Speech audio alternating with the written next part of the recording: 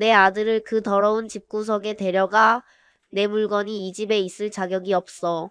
시어머니는 현관문을 열고 나와 그렇게 내뱉었습니다. 명절을 맞아 남편과 함께 친정을 다녀왔을 뿐이었습니다. 고작 그것뿐이었는데 시댁 현관 앞에 검은 쓰레기 봉투 3개가 놓여 있었죠. 봉투 사이로 가위에 갈기갈기 찢긴 옷가지들이 흘러나오고 있었습니다. 남편은 옆에서 입만 벌렸다 닫았을 뿐 아무것도 하지 못했죠. 3년간 참아온 며느리는 그날 밤 울지도 소리치지도 않고 조용히 캐리어 하나를 끌고 그 집을 나왔습니다. 그런데 일주일 뒤 그 기세등등하던 시어머니가 친정집 앞에 무릎을 꿇고 앉아 울고 있었다고 합니다. 과연 그 무릎 꿇은 것은 진심이었을까요? 그리고 조용히 떠났던 며느리는 어떤 방법으로 자신의 삶을 되찾았을까요? 오늘의 사연 시작합니다. 안녕하세요. 저는 30세 서윤입니다. 중소기업 마케팅팀에서 대리로 일하고 있어요. 결혼 3년 동안 시어머니에게 친정을 무시당하고 폭언을 듣고 참기만 했습니다. 그런데 추석에 남편과 친정을 다녀왔다는 이유로 시어머니가 제 옷을 가위로 전부 찢어서 쓰레기 봉투에 담아 현관에 내놓으셨어요. 그날 저는 조용히 짐을 싸서 그 집을 나왔습니다. 더 이상 참지 않기로 한 그날 이후 무슨 일이 있었는지 제 이야기를 들어주세요. 추석 연휴 첫날 아침이었습니다. 저는 식탁에 앉아 커피잔을 두 손으로 감싼 채 재혁의 눈치를 살피고 있었죠. 결혼 3년 만에 처음으로 꺼내는 말이라 입술이 바짝 말랐습니다. 재혁아, 올해는 친정을 먼저 들르면 안 될까? 재혁이 숟가락을 내려놓으며 고개를 돌렸습니다. 친정? 그래, 가자. 장모님 오랜만에 뵙기도 했으니까. 생각보다 너무 쉽게 수락해서 오히려 불안했습니다. 문제는 시어머니였으니까요. 저는 휴대폰을 꺼내 어머님 번호를 눌렀습니다. 손끝이 미세하게 떨렸죠. 결혼 초부터 금자 어머님은 제 친정을 깔보셨습니다. 엄마가 시장에서 반찬 가게를 하신다고 했을 때 어머님의 입에서 나온 말이 아직도 귓속에 남아 있습니다. 장사치 집안하고 사돈을 맺다니. 그 말을 들은 날 밤 저는 이불을 뒤집어 쓰고 한참을 울었습니다. 신호음이 3번 울리고 어머님이 전화를 받으셨습니다. 어머니, 저 서윤이에요. 올해 추석에 친정을 먼저 들렀다가 시댁으로 갈까 하는데요. 전화기 너머로 아무 소리도 들리지 않았습니다. 3초, 5초, 긴 침묵이 흘렀죠. 알았어. 딸깍. 어머님이 전화를 끊으셨습니다. 그 짧은 2글자에 담긴 차가움을 저는 너무 잘 알았습니다. 등줄기를 타고 서늘한 것이 흘러내렸죠. 뭐래? 어머니. 재혁이 소파에서 리모컨을 만지작거리며 물었습니다. 알았다고 하셨어. 꺼봐. 괜히 걱정한 거잖아. 어머니도 다 이해하시지. 재혁은 TV 채널을 돌리며 대수롭지 않게 웃었습니다. 저는 그 웃음이 편하면서도 답답했습니다. 당신은 그 침묵의 무게를 모르니까요. 친정에 도착하니 엄마가 대문 앞에 서 계셨습니다. 멀리서 차가 들어오는 걸 보고 나오셨는지 앞치마를 두르신 채 손을 흔드셨죠. 아이고, 우리 서윤이. 사위도 왔어? 엄마가 재혁의 팔을 잡으며 환하게 웃으셨습니다. 장모님, 잘 지내셨어요? 그럼. 어서 들어와. 밥 차려놨어. 좁은 식탁 위에 엄마가 차려주신 밥상이 놓여 있었습니다. 시장에서 직접 만드신 잡채, 동태전, 나물 반찬들. 거창하진 않지만 하나하나 엄마 손때가 묻은 음식들이었죠. 아버지를 일찍 여의고 시장 좌판에서 혼자 저를 키우신 엄마. 그 손으로 차려주신 밥상 앞에서 저는 코끝이 시큰해졌습니다. 엄마, 잡채 진짜 맛있다. 많이 먹어. 사위도 많이 먹고. 재혁이 젓가락을 들며 웃었습니다. 장모님 잡채는 진짜 식당보다 나아요.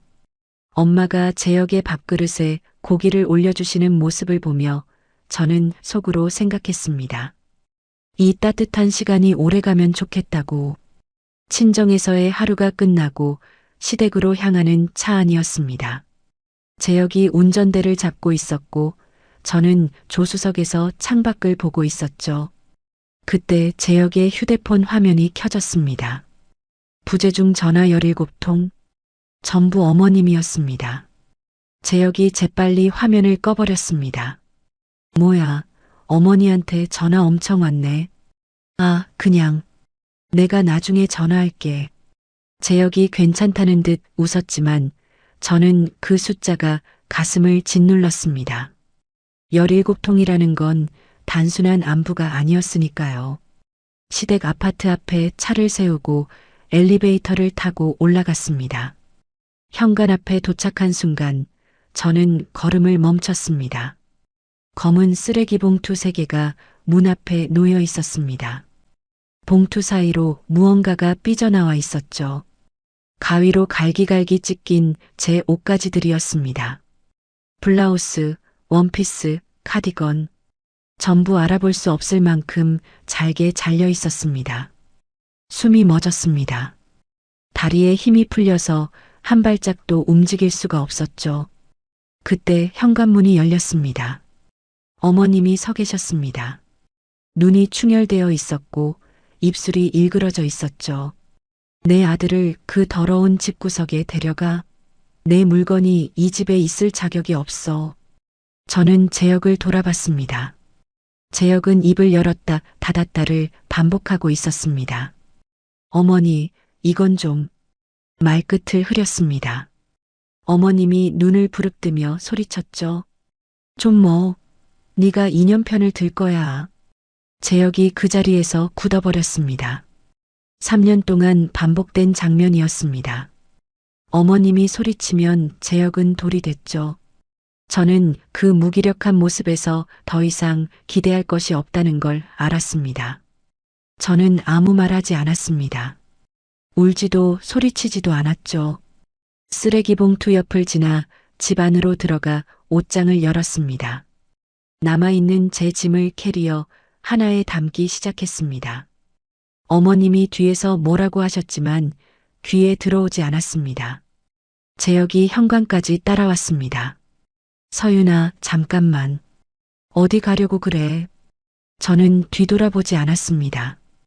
캐리어를 끌고 엘리베이터에 올라탔죠. 문이 닫히는 순간 눈물은 나오지 않았습니다. 대신 기이할 만큼 고요한 냉정함이 온몸을 감쌌습니다. 그날 밤 저는 역 근처 비즈니스 호텔에 체크인했습니다. 좁은 방 침대에 캐리어를 열지도 못한 채 앉아 있었죠. 내일부터 뭘 해야 하는지 머릿속으로 하나씩 정리하기 시작했습니다. 추석 연휴가 끝난 첫 평일 아침이었습니다. 저는 출근 전 회사 근처 부동산 중개사무소 문을 열었습니다. 보증금 적은 원룸 있을까요? 바로 입주 가능한 곳으로요. 중개사 아저씨가 안경을 올렸으며 매물 목록을 펼쳤습니다. 여기 하나 있어요. 보증금 500에 월세 45. 역에서 좀 걸어야 하긴 한데. 그걸로 할게요. 계약서에 도장을 찍고 비상금 통장에서 보증금을 이체했습니다. 결혼 전부터 만일을 위해 따로 모아둔 돈이었죠. 그때에 제가 이 통장을 만들어두지 않았다면 지금 저는 어디로 갔을까요? 원룸에 짐을 풀고 나서 엄마에게 전화를 걸었습니다. 시댁에서 있었던 일을 담담하게 설명했죠. 전화기 너머로 엄마가 한참 동안 아무 말씀도 하지 않으셨습니다. 서윤아, 당장 집으로 와. 엄마 여기 있잖아. 아니에요, 엄마. 제가 알아서 할게요. 엄마는 이 일에 끌려 들어오시면 안 돼요. 인연이 우리 서윤이를. 엄마의 목소리가 떨렸습니다. 저는 괜찮다는 말만 반복하고 전화를 끊었죠. 엄마를 이 싸움에 끌어들이고 싶지 않았습니다. 다음 날부터 재혁의 전화와 문자가 쏟아졌습니다. 어머니가 좀 심하셨어. 미안해. 일단 돌아와서 이야기하자. 서윤아, 전화 좀 받아. 저는 문자 한 통만 보냈습니다. 나는 당신 어머니와 결혼한 게 아니야. 시간이 필요해. 그 뒤로 전화를 받지 않았습니다. 출근길에 민지를 만났습니다. 회사 동기이자 제가 유일하게 시댁 이야기를 털어놓던 친구였죠. 로비 커피숍에서 아메리카노를 받아들며 민지에게 사정을 이야기했습니다. 민지가 빨대를 빼며 눈을 크게 떴습니다. 옷을 가위로 찢었다고? 미쳤다, 진짜. 쓰레기 봉투에 담아서 현관 앞에 내놨어. 민지가 가방에서 수첩을 꺼내 무언가를 적었습니다. 너 한정우 변호사 알아? 내가 예전에 이혼 상담받을 때 만났던 분인데. 연락처 줄게. 수첩 한 장을 뜯어 제 손에 쥐어주며 민지가 말했습니다. 증거가 있으면 상황이 달라져. 사진 찍어놨어? 그 순간 저는 머리를 망치로 맞은 것 같았습니다. 현관 앞 쓰레기 봉투, 찢긴 옷들. 그 앞에서 멍하게 서 있기만 했지 사진을 한 장도 남기지 못했죠. 못 찍었어. 민지가 입술을 깨물며 고개를 저었습니다. 혹시 아직 거기 있을 수도 있지 않을까? 치웠으려나. 그 주말 저는 제약이 없는 시간에 시댁을 찾아갔습니다. 짐에서 빠뜨린 물건을 가지러 간 것이었죠. 현관 앞에 쓰레기 봉투 2개가 아직 그대로 있었습니다. 봉투 안에 찢긴 옷 조각이 고스란히 남아 있었죠. 저는 즉시 휴대폰을 꺼내 봉투와 내용물을 여러 각도에서 찍었습니다. 사진, 영상 전부 남겼죠. 찢긴 옷 조각 중 엄마가 제 생일에 사주신 코트 조각을 따로 비닐에 담아 가져왔습니다. 퇴근 후 한정우 변호사 사무실을 찾아갔습니다. 촬영한 사진과 영상, 그동안 어머님에게 받은 모욕적인 문자 메시지 캡처, 제역과의 대화 내역을 한꺼번에 보여드렸죠. 한 변호사가 노트북 화면을 넘기며 안경 너머로 저를 봤습니다. 이 정도면 충분합니다. 물건을 훼손한 건 명백하고 문자 내용도 상당히 모욕적이에요. 나중에 위자료 청구할 때 유리하게 쓸 수 있습니다. 민지 소개라는 점을 고려해 한 변호사는 착수금을 낮추고 나중에 결과에 따라 보수를 더 받는 조건으로 계약을 제안했습니다. 비용 부담이 줄어서 한결 숨통이 트였죠. 한 변호사의 조언에 따라 결혼 기간 동안의 가계부와 통장 내역을 정리하기 시작했습니다. 그러다 이상한 걸 발견했죠.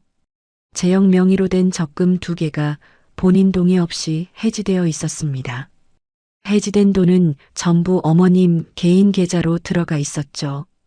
제역은 군복무 시절부터 통장 관리를 어머님에게 맡겨왔기 때문에 해지 알림조차 어머님 연락처로 갔고 제역은 그 적금이 있었다는 것조차 모르고 있었습니다. 더 파고들었습니다.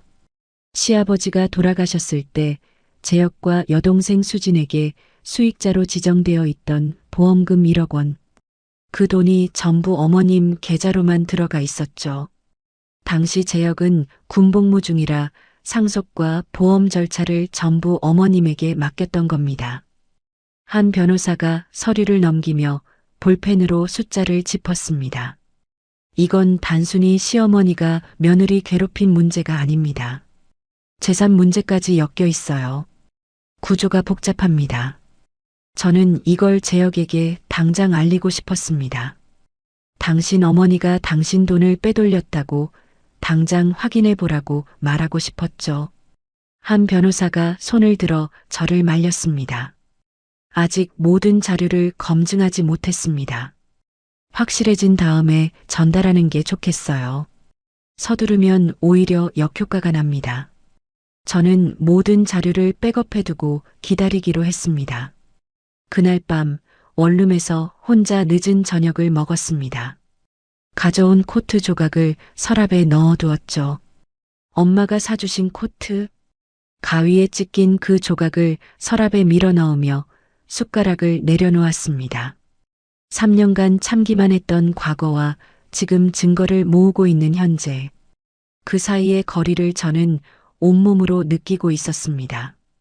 원룸 생활 열흘째 되던 아침이었습니다. 세수를 하고 출근 준비를 하던 중에 엄마에게서 전화가 왔습니다. 서윤아, 너 시어머니가 지금 우리 집 앞에 와 있어. 저는 수건을 든 채 멈췄습니다. 뭐라고요? 어머님이 왜 거기에? 나도 몰라. 갑자기 왔어. 어떡하지? 엄마 목소리가 떨리고 있었습니다. 저는 즉시 팀장님에게 반차를 쓰겠다고 문자를 보내고 친정으로 향했죠. 택시 안에서 심장이 쿵쿵거렸습니다. 어머님이 친정까지 찾아가셨다는 게 믿기지 않았습니다. 동시에 왜 하필 엄마에게 가셨는지 저는 이미 짐작하고 있었죠. 친정 골목에 들어서자마자 사람들이 보였습니다. 이웃집 아주머니 두 분이 우리 집 앞에서 서성이고 있었죠. 그 가운데서 어머님이 엄마 앞에 무릎을 꿇고 앉아 계셨습니다. 사돈, 내가 잘못했어. 내가 잘못했으니까 서윤이를 돌려보내줘. 어머님의 어깨가 들썩이고 있었습니다. 눈물이 볼을 타고 흘러내리고 있었죠. 저는 골목 모퉁이에 서서 그 장면을 지켜봤습니다. 어머님은 일부러 이 시간을 골랐습니다. 아침에 이웃들이 쓰레기를 내놓고 마당을 쓸러 나오는 시간, 사람들 눈에 띄는 장소, 사람들이 오가는 시간대. 저는 직감했죠. 이건 사과가 아니라 연극이라는 걸. 재혁이가 밥을 안 먹어. 우리 재혁이가 얼마나 힘들어하는지 몰라. 사돈, 재혁이가 불쌍하지 않아? 저는 가만히 들었습니다. 어머님의 입에서 나오는 말은 전부 재혁 이야기뿐이었습니다. 자신이 제 옷을 가위로 찢은 일, 더러운 집구석이라고 소리친 일, 그 어떤 것도 언급하지 않으셨죠. 제 이름조차 한 번도 제대로 부르지 않으셨습니다. 엄마가 어머님의 팔을 잡고 일으켜 세우셨습니다. 사돈, 일어나세요. 이렇게 무릎 꿇으시면 안 되죠. 어머님이 고개를 들었습니다. 엄마가 어머님을 똑바로 바라보며 말씀하셨죠. 근데 사돈, 그렇게 무릎 꿇으실 거면 우리 서윤이 옷은 왜 찢으신 거예요? 어머님의 얼굴이 순간적으로 일그러졌습니다. 굴욕감과 분노가 번갈아 스치는 걸 저는 놓치지 않았죠. 어머님은 입술만 달싹일 뿐 아무 대답도 하지 못하셨습니다. 이웃 아주머니 한 분이 뭐야, 옷을 찢었어? 하고 옆 사람에게 속삭이는 소리가 들렸습니다. 어머님이 자리에서 일어나며 치마를 털었습니다. 눈물을 소매로 훔치고는 아무 말 없이 골목을 빠져나가셨죠. 어머님이 떠나고 나서 엄마가 저를 집 안으로 끌어들이셨습니다. 식탁에 마주 앉아 엄마가 제 손을 꽉 잡으셨죠. 서윤아, 네 엄마. 저 사람은 안 변해. 네가 돌아가 봤자 상처만 더 받아. 엄마가 한참을 말없이 제 손등을 쓰다듬으셨습니다. 그리고 입을 여셨죠. 이혼해라. 저는 엄마를 올려다봤습니다. 평생 시집살이는 참는 거라고 하시던 분이었습니다. 시장에서 새벽부터 반찬을 만들며 혼자 저를 키우시면서도 한 번도 팔자를 탓하지 않으시던 분. 그 엄마가 이혼이라는 단어를 직접 꺼내셨다는 것 자체가 지금 상황이 얼마나 심각한지를 말해주고 있었습니다. 엄마, 제가 생각 좀 더 해볼게요. 그래. 근데 내 몸, 내 마음 먼저야. 알겠지? 저는 고개를 끄덕이고 친정을 나왔습니다. 며칠 후 저녁, 저는 재혁에게 원룸 주소를 문자로 보냈습니다. 재혁이 찾아왔죠. 초인종이 울리고 문을 열자 재혁이 현관에 서 있었습니다. 볼이 좀 패여 있었고 눈 밑에 다크서클이 짙었죠. 서윤아, 어머니가 친정에 가서 사과하셨잖아. 무릎까지 꿇으셨다며. 이 정도면 된 거 아니야? 돌아와. 저는 문을 열어 재혁을 안으로 들였습니다. 좁은 식탁에 마주 앉았죠. 재혁아, 무릎 꿇은 게 사과라고 생각해? 뭐? 어머니가 뭐라고 하셨는지 알아? 재혁이가 밥을 안 먹는다. 재혁이가 불쌍하다. 그 말만 하셨어. 자기가 내 옷을 찢은 거, 나한테 더러운 집구석이라고 한 거, 한마디도 안 하셨어. 재혁이 고개를 숙였습니다. 식탁 위에 올려놓은 두 손을 꽉 쥐고 있었죠. 그날 밤에 당신이 한 건 뭐야? 어머니가 내 옷을 가위로 잘라서 쓰레기 봉투에 담아 현관에 내놨어. 당신은 거기 서서 뭐 했어? 어머니, 이건 좀. 그 말 한마디 끝까지 못하고 입만 벌렸다 닫았다 했잖아. 재혁이 반박하지 못했습니다. 이마에 손을 얹고 고개를 푹 숙이고 있을 뿐이었죠. 나한테 시간이 필요해. 성급하게 결정하고 싶지 않으니까. 재혁이 한참 만에 고개를 들었습니다. 기다릴게. 내가 어머니를 설득할 테니까. 재혁이 일어서서 현관으로 향했습니다. 신발을 신는 재혁의 뒷모습을 보면서 저는 생각했죠. 미안한 마음은 있어 보였습니다.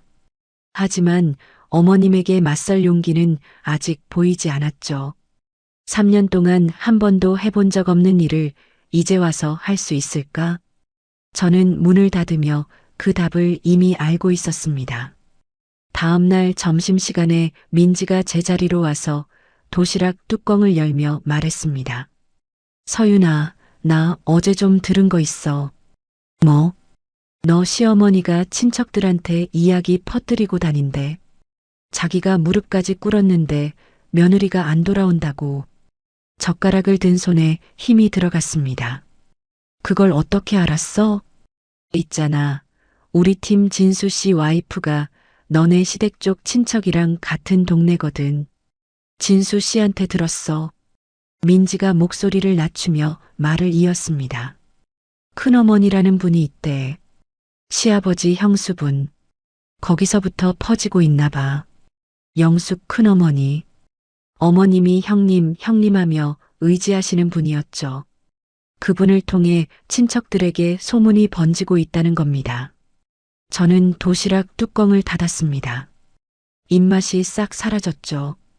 어머님의 무릎 꿇기는 사과가 아니었습니다. 처음부터 끝까지 계산된 연기였죠. 친정 앞에서 이웃들이 보는 데서 무릎을 꿇고 그걸 친척들에게 퍼뜨려 자기가 피해자인 것처럼 만드는 것. 저를 돌아오지 않는 나쁜 며느리로 만드는 것. 그게 목적이었습니다. 저는 휴대폰을 꺼냈습니다. 한정우 변호사 번호를 눌렀죠. 한 변호사님, 서윤입니다. 이혼 소송 준비 정식으로 시작하겠습니다. 전화기 너머로 한 변호사가 잠시 침묵하더니 차분하게 대답했습니다. 알겠습니다. 내일 사무실로 오실 수 있으세요? 네, 퇴근하고 바로 가겠습니다. 전화를 끊고 휴대폰을 식탁 위에 내려놓았습니다. 마지막 남은 망설임마저 내려놓은 기분이었죠. 민지가 제 얼굴을 가만히 들여다보다가 손을 뻗어 제 손등을 톡톡 두드렸습니다. 잘 생각했어. 저는 고개를 끄덕이고 다시 도시락 뚜껑을 열었습니다. 밥을 한 숟갈 떠서 입에 넣었죠. 맛은 없었지만 씹어 삼켰습니다. 싸움은 체력이니까요. 다음 날 퇴근 후 한정우 변호사 사무실에 도착했습니다. 한 변호사가 회의 테이블 위에 서류 폴더 3개를 펼쳐놓고 저를 기다리고 있었죠. 자리에 앉으세요. 오늘은 전체적인 방향을 잡아야 합니다. 저는 맞은편에 앉았습니다. 한 변호사가 볼펜으로 폴더를 하나씩 짚으며 말했습니다. 첫 번째, 시어머니가 옷을 훼손한 건과 폭언에 대한 위자료 청구. 두 번째, 재산을 나눌 때 시어머니가 빼돌린 남편 명의 돈을 남편 재산으로 잡아서 서윤 씨에게 유리하게 반영하는 방향. 세 번째, 결혼 생활 동안 서윤 씨가 기여한 부분 산정. 3가지를 동시에 진행하는 건가요? 그렇습니다. 셋 다 연결되어 있으니까요. 한 변호사가 노트를 펼치며 말을 이었습니다. 그리고 시어머니가 주변에 소문을 퍼뜨리고 있다고 하셨죠. 그쪽에서 서윤 씨를 나쁜 사람으로 몰 수 있으니까 기록을 단단히 해야 합니다. 결혼 초부터 시어머니에게 당한 일들을 시간 순서대로 정리해 주세요. 타임라인을 만들라는 말씀이시죠? 네. 날짜, 장소, 누가 뭐라고 했는지 최대한 구체적으로요. 집에 돌아와 서랍에서 일기장과 메모를 꺼냈습니다. 결혼 초부터 명절마다 적어뒀던 것들이었죠. 당시에는 누구에게도 말하지 못하고 혼자 끄적인 것들인데 이제 그게 증거가 될 줄은 몰랐습니다. 원룸 식탁에 일기장을 펼치고 노트북을 켰습니다. 하나씩 정리하기 시작했죠. 결혼 첫 해 설날. 시댁에서 어머님이 친척들 앞에서 하신 말이 떠올랐습니다. 그날 거실에 시댁 식구들이 모여 앉아 있었습니다. 큰어머니 영숙, 시댁 쪽 이모, 사촌 형수들까지 전부 있었죠. 어머님이 영숙 큰어머니에게 말씀하셨습니다. 형님, 우리 며느리 친정이 시장에서 장사를 하거든. 그 시장 좌판 여자가 시엄이라니까. 웃음소리가 터졌습니다. 저는 부엌에서 설거지를 하고 있었는데 전부 다 들렸죠. 수세미를 쥔 손이 떨렸지만 아무 말도 하지 못했습니다. 재혁은 그 자리에 없었고 나중에 말해도 어머니가 원래 좀 그러시다며 넘기기만 했죠. 둘째 해 추석. 제가 아침부터 명절 음식을 준비했습니다. 잡채, 전, 나물을 한 상 차렸죠.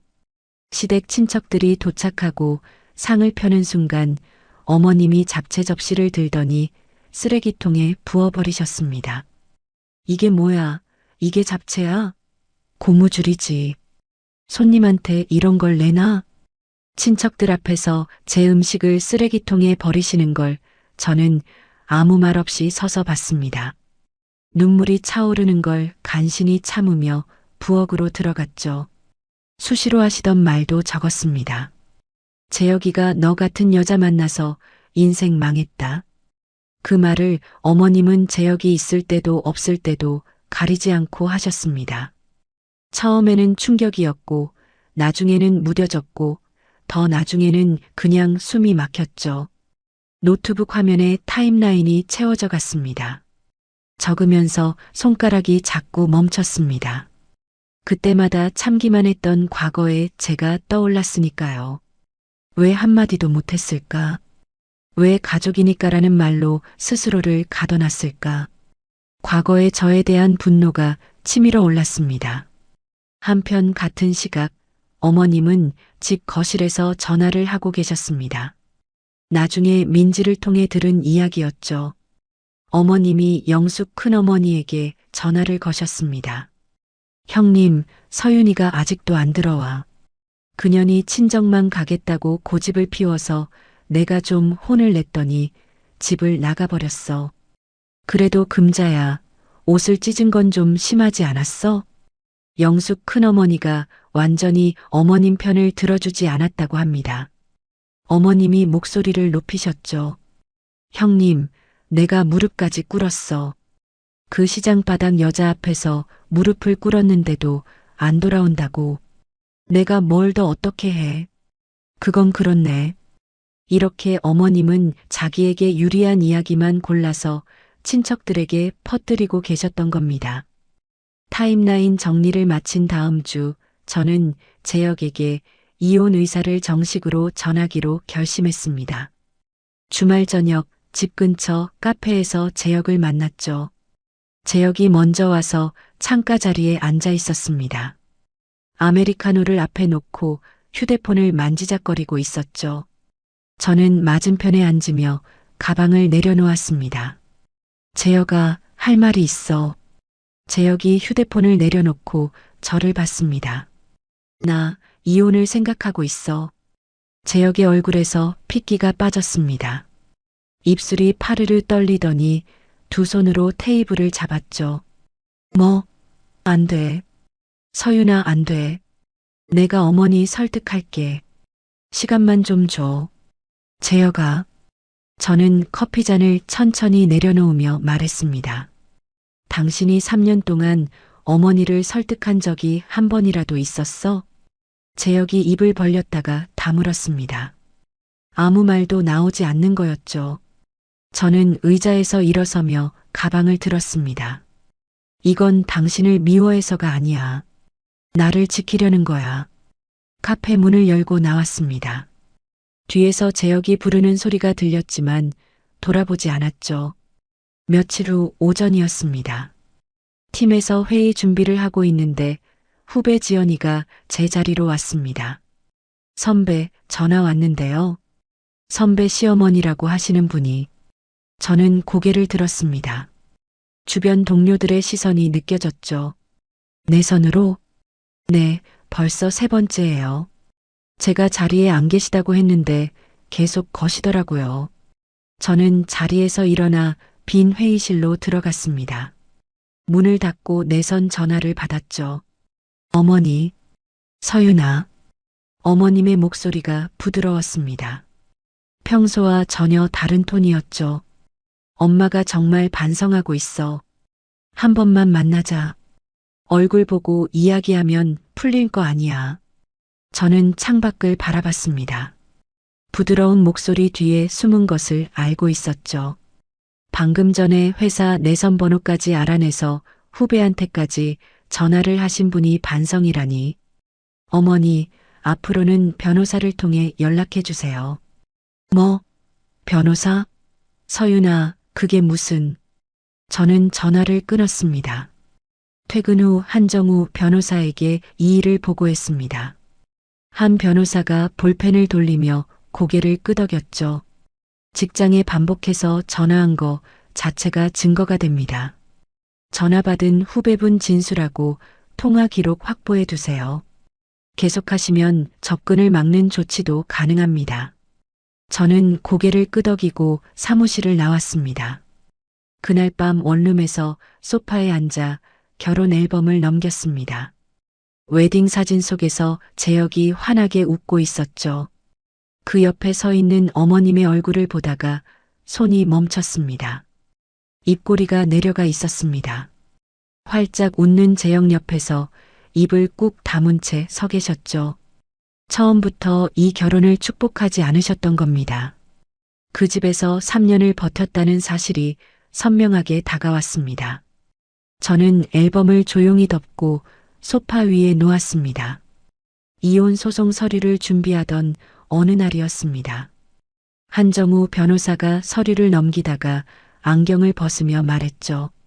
서윤 씨, 시어머니의 재산 빼돌리기 패턴을 더 입증할 수 있는 증인이 있으면 결정적입니다. 서윤 씨 말고 다른 피해자가 있느냐는 거죠. 그 말을 듣는 순간 한 사람이 떠올랐습니다. 재혁의 여동생 수진. 2년 전 어머님과 크게 다투고 연락을 끊었다는 이야기를 재혁에게서 들은 적이 있었죠. 당시에는 자세한 사정을 몰랐고 수진과도 자연스럽게 소원해졌습니다. 한 분 있을 수도 있어요. 남편 여동생인데 시어머니와 2년째 연락을 끊은 상태예요. 어떤 이유로요? 정확히는 모르겠지만 돈 문제였던 것 같아요. 한 변호사가 볼펜을 세워 테이블을 톡톡 두드렸습니다. 연락이 닿으면 만나보세요. 같은 패턴의 피해자가 있다면 법정에서 힘이 완전히 달라집니다. 사무실을 나와 휴대폰을 꺼냈습니다. 수진과 소원해지기 전 마지막으로 저장해둔 번호가 아직 있었죠. 문자를 쓰고 지우기를 3번 반복한 끝에 보냈습니다. 수진 씨, 오랜만이에요. 서윤이에요. 혹시 시간 되면 한번 만날 수 있을까요? 답장이 올까 반신반의했습니다. 그런데 5분도 안 돼서 수진에게서 문자가 왔죠. 언니, 저도 만나서 하고 싶은 이야기가 있어요. 내일 저녁 괜찮으세요? 저는 눈을 크게 떴습니다. 수진이 이렇게 적극적으로 나올 줄은 몰랐거든요. 다음 날 퇴근 후 회사 근처 조용한 카페에서 수진을 만났습니다. 수진은 이미 와서 아이스티를 앞에 놓고 앉아 있었죠. 2년 만에 보는 수진의 얼굴이 많이 야위어 있었습니다. 수진 씨, 오랜만이에요. 수진이 자리에서 일어나며 고개를 숙였습니다. 언니, 앉으세요. 할 이야기가 많아요. 저는 맞은편에 앉았습니다. 수진이 빨대를 만지작거리며 먼저 입을 열었죠. 언니, 나 엄마한테 돈 뺏긴 거 알아요? 어렴풋이만. 자세한 건 몰라요. 수진이 고개를 숙이며 깊게 숨을 내쉬었습니다. 그리고 천천히 이야기를 시작했죠. 아빠 돌아가셨을 때 보험금이 있었어요. 수익자가 나랑 오빠로 되어 있었거든요. 근데 엄마가 보험사에 서류를 내면서 수익자를 바꿔버렸어요. 전부 자기 앞으로. 수익자 변경을요? 네. 나는 그때 대학교 2학년이었어요. 그런 절차가 있는 줄도 몰랐죠. 오빠는 군대에 있었고, 엄마가 다 알아서 한다고 해서 아무것도 안 물어봤어요. 수진의 손이 떨리고 있었습니다. 아이스티 컵을 잡은 손가락 끝이 하얗게 질려 있었죠. 2년 전에 그 사실을 알게 됐어요. 아빠 보험 서류를 정리하다가 원래 수익자가 나랑 오빠로 되어 있던 걸 발견한 거예요. 엄마한테 따졌죠. 어머니가 뭐라고 하셨어요? 수진이 입술을 깨물며 테이블 위 냅킨을 구겼습니다. 다 너희를 위해 모아둔 거라고. 나중에 다 줄 거라고. 근데 그 뒤에 뭘 하셨는지 알아요? 수진이 고개를 들어 저를 똑바로 봤습니다. 눈이 붉어져 있었죠. 친척들한테 전화를 돌렸어요. 수진이가 어미한테 돈 내놓으라고 폐악을 부린다고. 큰어머니한테, 이모한테, 사촌 언니한테 전부 다. 나는 하루아침에 불효녀가 됐어요. 저는 숨을 들이마셨습니다. 어머님이 저에게 하고 있는 것과 완전히 같은 방식이었습니다. 무릎을 꿇어 자기를 피해자로 만들고 주변에 소문을 퍼뜨려 상대를 고립시키는 것. 수진에게도 저에게도 똑같이 하신 거였죠. 수진 씨, 나한테도 같은 짓 하고 계세요. 친정에 가서 무릎 꿇고는 친척들한테 며느리가 안 돌아온다고 퍼뜨리고 있어요. 수진이 고개를 끄덕이며 코를 훌쩍였습니다. 역시 엄마는 안 변해요. 수진이 가방에서 봉투 하나를 꺼내 테이블 위에 놓았습니다. 이거 내가 찾아놓은 거예요. 아빠 보험 원본 서류 사본이랑 수익자 변경된 서류. 언젠가 쓸 일이 있을 거라고 생각해서 모아뒀어요. 저는 봉투를 받으며 수진의 얼굴을 바라봤습니다. 수진도 2년 동안 혼자 이걸 품고 있었던 거였죠. 그리고 언니 하나 더 있어요. 뭐요? 엄마 친정 쪽 조카 며느리 경미 씨 있잖아요. 그 사람도 당했어요. 경미 씨가요? 엄마가 조카 결혼할 때 결혼자금 일부를 빌린다고 가져갔대요. 안 갚았고요. 경미 씨가 돌려달라고 했다가 엄마한테 욕먹고 끝났다더라고요. 수진이 휴대폰을 꺼내 연락처를 보여줬습니다. 경미 씨 번호예요. 연락해보세요. 아마 이야기해 줄 거예요.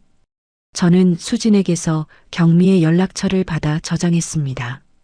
며칠 뒤 한정우 변호사 사무실에서 수진의 증언과 보험 서류 사본, 경미에게서 받은 추가 자료를 한꺼번에 전달했습니다. 한 변호사가 서류를 한 장씩 넘기며 고개를 끄덕였죠. 이 정도면 시어머니의 재산 빼돌리기 패턴을 법정에서 충분히 입증할 수 있습니다. 한 변호사가 서류를 내려놓으며 저를 봤습니다. 이제 이 자료를 남편분에게 보여줄 시점이 된 것 같습니다. 더 미룰 이유가 있으세요? 아니요. 더 이상 미룰 이유 없어요. 주말 오후 저는 재혁을 원룸으로 불렀습니다. 재혁이 문을 열고 들어와 신발을 벗었죠. 저는 식탁 위에 서류 봉투를 내려놓으며 말했습니다.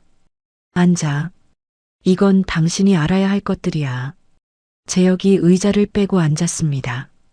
봉투를 열어 서류를 꺼냈죠. 한 장씩 넘기는 재혁의 손이 점점 떨리기 시작했습니다. 적금 해지 내역서, 본인 동의 없이 해지되어 어머님 계좌로 이체된 기록, 그리고 아버지 보험금 수익자 변경 서류.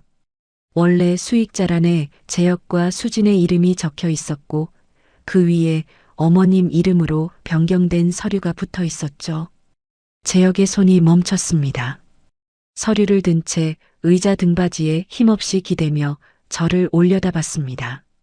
이게 진짜야? 수진 씨에게 직접 확인해봐. 재혁이 서류를 내려놓고 두 손으로 얼굴을 감쌌습니다. 한참을 아무 말 없이 앉아 있었죠. 어깨가 미세하게 떨리고 있었습니다. 왜 진작 말 안 했어? 당신이 어머니 편에 서 있을 때 이걸 말했으면 당신은 나를 의심했을 거야.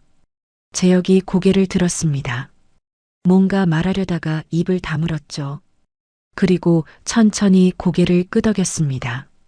제 말이 맞다는 걸 스스로 인정하는 얼굴이었습니다. 재혁이 서류를 봉투에 다시 넣고 자리에서 일어났습니다. 내가 정리할게. 시간 좀 줘. 현관에서 신발을 신는 재혁의 눈빛이 달랐습니다. 예전처럼 어머니를 감싸거나 상황을 대충 넘기려는 태도가 아니었죠. 무언가를 단단하게 결심한 사람의 얼굴이었습니다. 문이 닫혔습니다. 저는 식탁 앞에 서서 생각했죠. 이제 남은 건 재혁이 어떤 선택을 하느냐. 그것 하나였습니다. 재혁이 서류를 가져간 지 사흘째 되던 날 저녁이었습니다. 퇴근하고 원룸에 들어서는데 휴대폰이 울렸죠. 재혁이었습니다. 서윤아. 목소리가 달랐습니다. 떨림도 머뭇거림도 없었죠. 전에 없이 단단한 톤이었습니다. 어머니 만나고 왔어.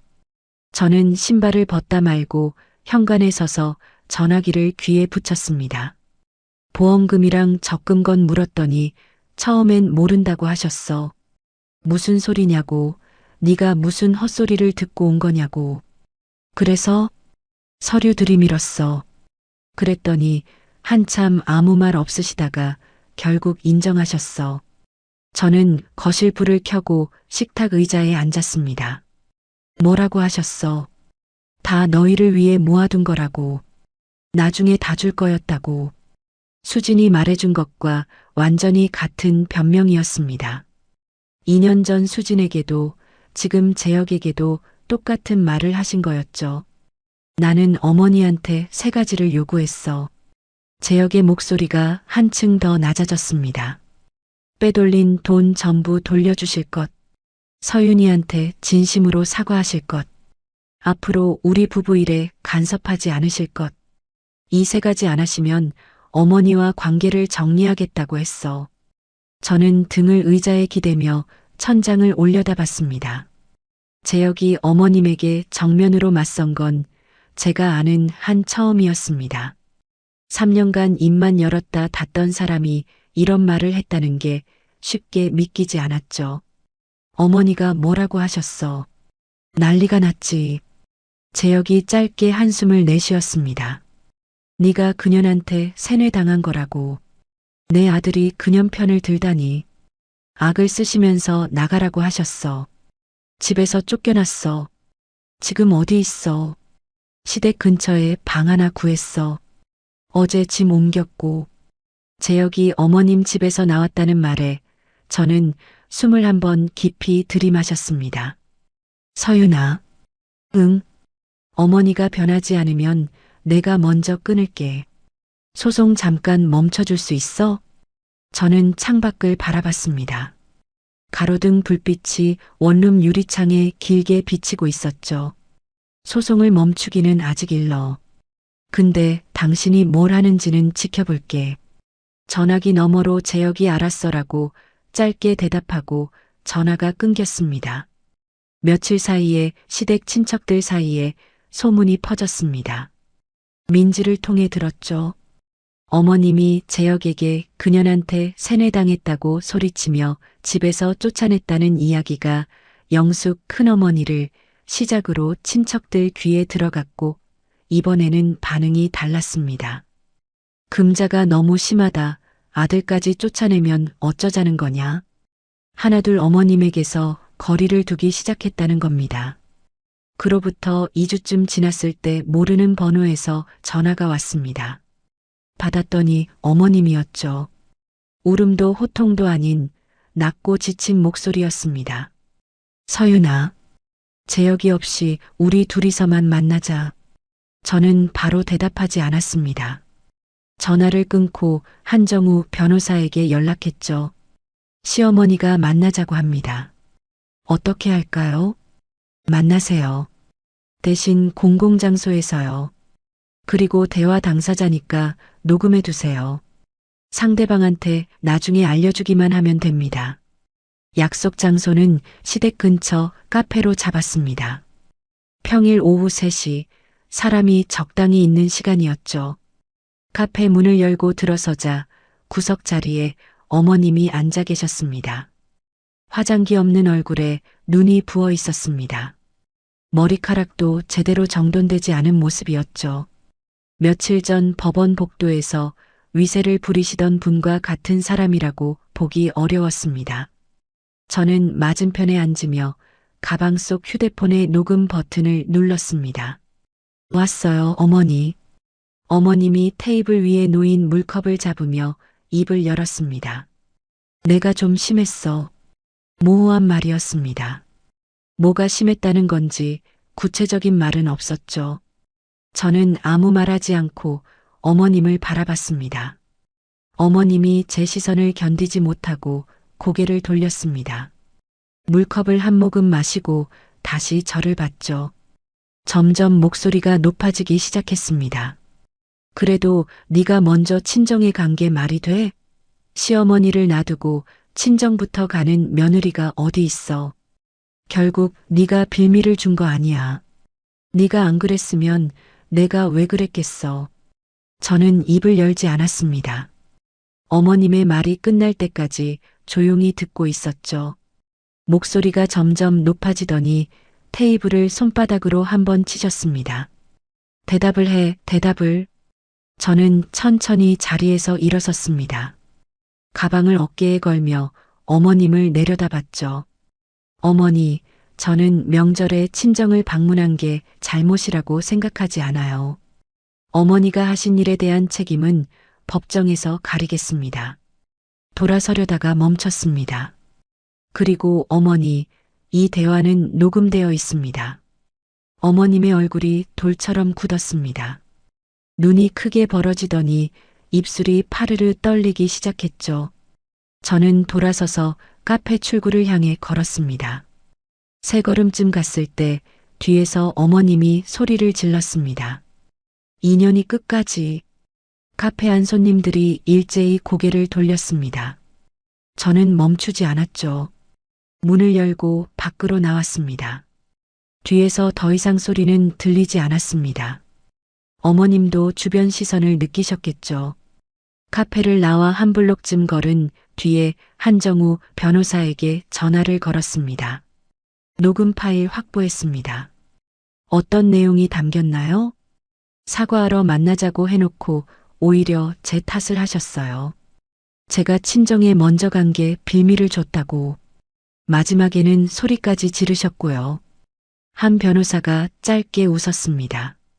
사과 자리에서 오히려 책임을 전가하고 공공장소에서 폭언까지. 법정에서 매우 유력한 증거입니다. 이제 소송을 본격적으로 진행할 준비가 다 됐습니다. 전화를 끊고 원룸으로 돌아왔습니다. 소파에 앉아 신발을 벗는데 휴대폰에 문자가 하나 떠 있었죠. 재혁이었습니다. 어머니가 카페에서 있었던 일 이후로 방에서 안 나오신대. 저는 답장을 쓰기 시작했습니다. 쓰다 지우고 다시 쓰다 지우고 손가락이 몇 번이나 화면 위에서 멈췄죠.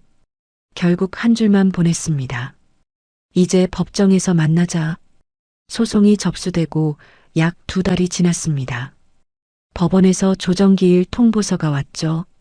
한정우 변호사가 전화로 일정을 알려주며 말했습니다.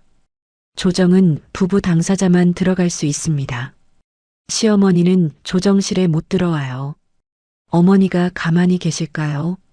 못 들어오는 건 못 들어오는 겁니다.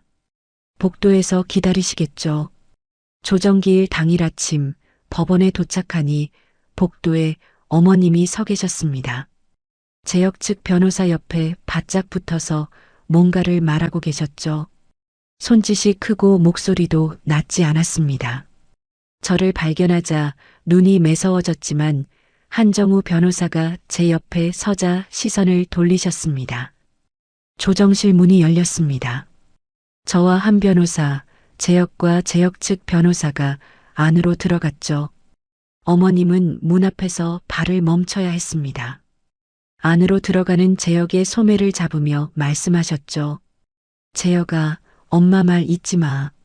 절대 져주면 안 돼. 재혁이 아무 대답 없이 어머님의 손을 떼어내고 안으로 들어왔습니다. 조정실 안은 조용했습니다. 조정위원이 가운데 앉아 있었고 양쪽에 저와 재혁이 변호사들과 함께 마주 앉았죠. 한정우 변호사가 준비한 자료를 순서대로 꺼냈습니다. 현관 앞 쓰레기 봉투와 찢긴 옷사진, 어머님에게 받은 모욕 문자 캡처, 카페에서의 녹음 녹취록, 회사 내선에 반복적으로 전화한 통화 기록, 결혼 3년간의 폭언 타임라인, 그리고 재산 빼돌리기 내역서. 한 변호사가 서류를 한 장씩 조정위원에게 건네며 설명했습니다. 시어머니가 원고의 의류를 가위로 훼손해 현관에 유기한 사진입니다. 그리고 이건 결혼 기간 중 시어머니가 원고에게 보낸 문자 메시지들이고요. 여기 녹취록은 사과 명목으로 만나자고 해놓고 오히려 원고에게 책임을 전가하며 폭언한 내용입니다. 조정위원이 서류를 넘기며 이마를 찌푸렸습니다. 재혁 측 변호사도 옆에서 서류를 들여다보고 있었는데 특히 재산 빼돌리기 내역을 보더니 당혹스러운 기색을 감추지 못했죠.